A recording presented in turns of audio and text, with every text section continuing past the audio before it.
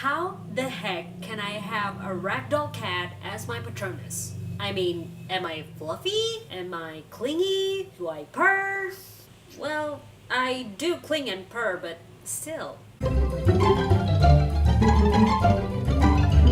Good morning, afternoon, evening everyone. Hi, my name is Myra and welcome back to my channel. Yes, according to Pottermore, I do have a ragdoll cat as my Patronus, and as you can see from my previous video title, I am a proud Hufflepuff. I even have the book to prove it. I purchased this at platform 9 3/4, by the way. If you saw my London trip video, you will know that I did visit this place, and I will be in the Thunderbird house if I ever go to Ilvermorny. And my wand is, I have to read this, hold on, redwood with dragon heartstring core, 12.5 inches with brittle flexibility. That's a little anecdote about me and my Pottermore. I really do hope that Hogwarts just lost my acceptance letter and I'm supposed to be a wizard, because I am so ready to be one.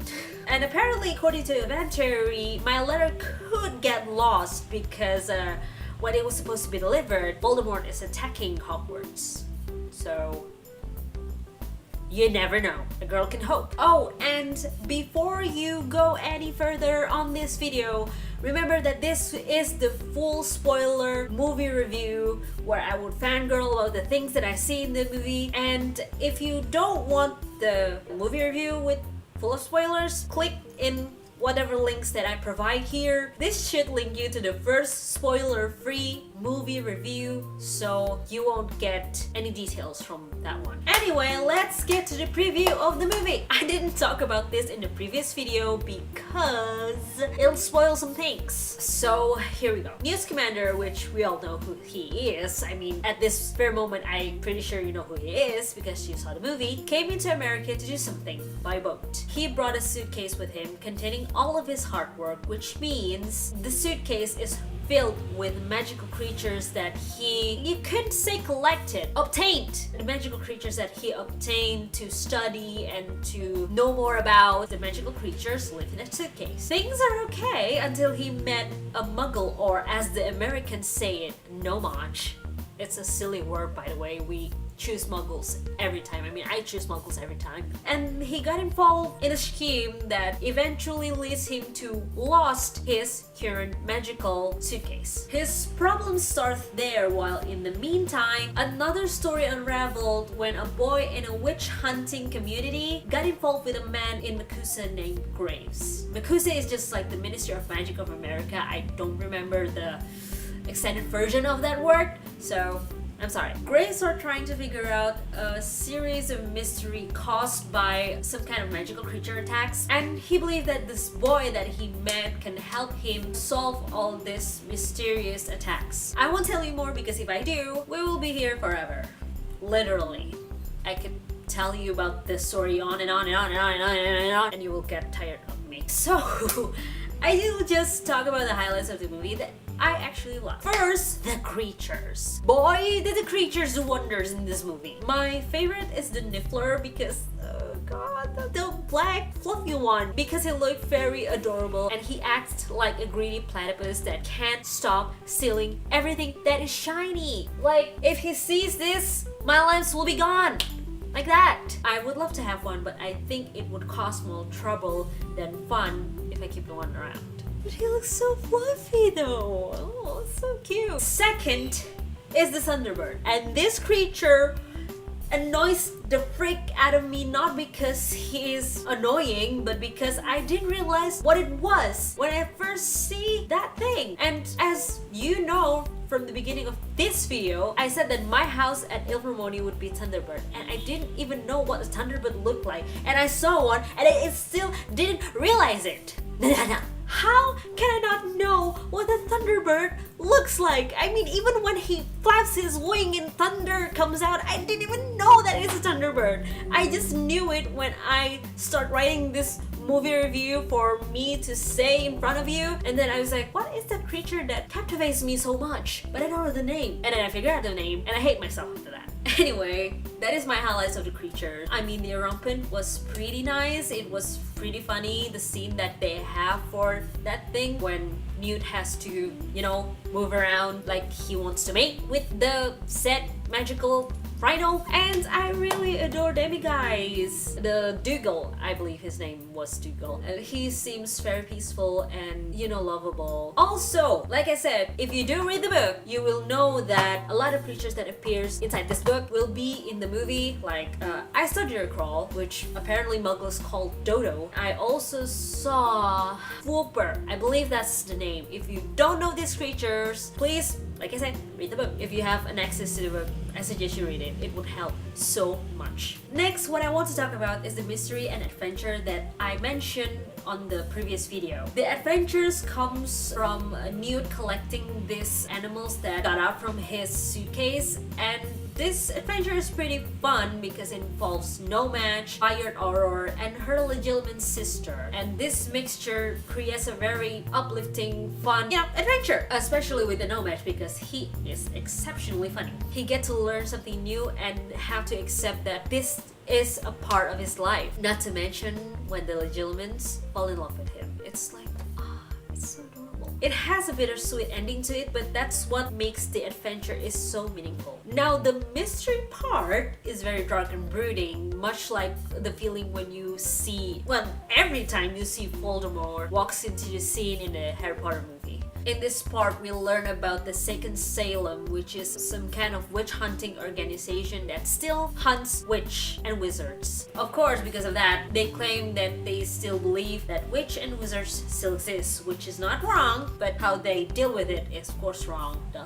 And this part also talks about Credence, which is a boy that lives in this organization, but he's been in contact with a man named Grace from Makusa. It was unclear as to why Grace wants to be close with this boy, even though he is obviously in a witch hunting organization. But after a while, we figured out it has something to do with some creatures that attacking homes and buildings and people. Then a future senator got killed, and that's when things get really rocky. The only problem that I have with this part of the movie is how they look like it's a separate piece from the adventure one. It's very dark, mysterious, full of conflicts, and boy do I feel for Credence. I just want to hug him and tell him everything is okay. However, these two parts actually redeemed in the end when they actually meet, and for the love of dogs, Credence has to die because of it. It's just not fair. Or at least he got killed or disintegrated or something.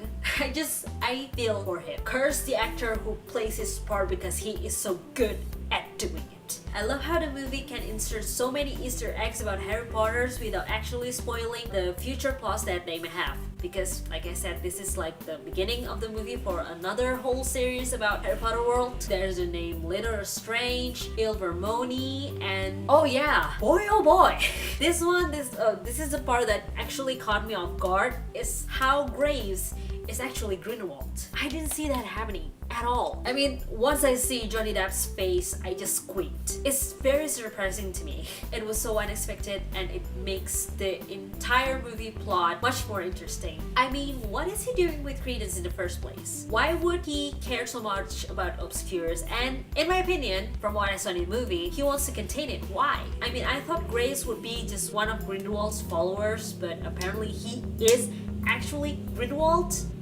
Mind blown. Oh, and yeah, how about a part of Credence that actually just float away into the street? And I hope that's a sign that Credence is not actually dead, because I would love to see him in the future movies. So many things to handle that. With all that question in mind, let's just talk about the characters. Let's just talk about Newt Scamander. As you can see, I'm a proud Hufflepuff. When I realized the house Newt Scamander's was in, I mean, after I read the Pottermore and a lot of other things that I researched about, I just kind of did. I feel something. I mean, the loyalty that he has for his work is very real, and we can see Eddie Redmayne portray that very beautifully. He actually behaves like some sort of animal tamer and actually connected with his creatures, even though all of them are make-believe. I love him so much, and I adore his dedication to play Newt Scamander, and I really hope to see him in the future movies. Also, the awkwardness that he has reminded me of me, reminded me of myself in a lot of ways. It's just so adorable and heartwarming to see. Okay, the next character that I want to talk about is Credence. Of course, I mean, I fangirl a lot about him already. Credence is played by one of the most out-of-the-box, funny, quirky person I've ever seen in my entire life watching movies. No, not entire life, in my entire time watching movies. And he is Ezra Miller. I've seen him playing funny characters, gay, scary, and he always delivers every time. He has a way of playing such complex characters and bringing them to life. And it's just show how talented he actually is. And I love the fact that he is a die-hard fan of Harry Potter. So that makes him even more dedicated to play this character. But as always, like I said before, there's a chance that he might die in this movie. If that is the case, I would be pretty pissed because I would love to see him more in the next movies, just like Newt Scamander. Hence why I hang so much hope to the Obscurus that flew away. He better be alive. He better be. I have such high hopes for the future movies of this new Harry Potter World series thanks to Fantastic Beasts, and I can't wait to see what the movie makers have in store. With so many mysteries in minds, like why Grindelwald is interested in Obscurus and why is he in America in the first place? I mean, from all of the lands that he could hide, he choose America. Why is that? I mean, he knows that there's Makus in there and they could caught him if they want to. What is Newt's future after his book is finished? Will the No-Match, the Burkowski or something? Will the No-Match and the Little Humans actually be together and fall in love and have a family and things like that? And oh yeah, I've mentioned in this previous video, and I would really love to see other actors or actresses plays the characters that we've already seen in the previous Harry Potter movies, like maybe a younger version of them. It would be really cool to see that. We all are in the dark for the future, so we can only hope for the best. With that being said, what is your opinion about this movie? Comment below your houses, your wands, your Patronus if you want to, and maybe you can tell me whether you want to be in the Quidditch team or not. I personally prefer being a beater because I'm very competitive. What subject would be your favorite? What else? So on and so forth. You know, let's start a discussion about Harry Potter and let's geek out together. Thank you so much for watching, and I hope you like this video. If you do, don't forget to like, comment, and subscribe because it doesn't hurt and it will really make my day, as I hope this video will make yours. So thank you so much for watching, and as always, I will see you next time. Bye! This should link you to the first spoiler-free video.